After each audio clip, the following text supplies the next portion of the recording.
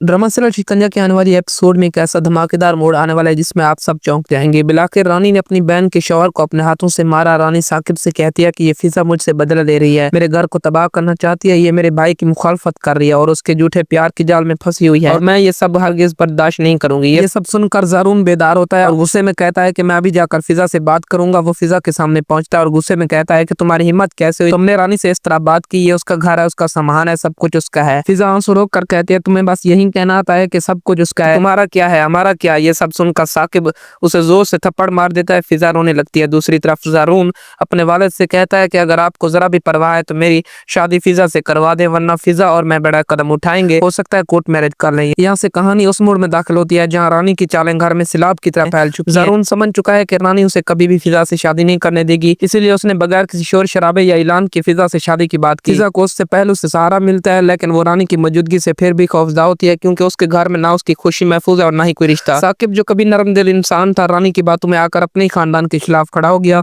जब उसने फिजा और ज़ारून को एक साथ देखा तो उसके गुस्से, शक और अना ने मिलकर एक खतरनाक फैसला करवा दिया है जो किसी भी लम्हे उस घर को तबाह कर सकता है।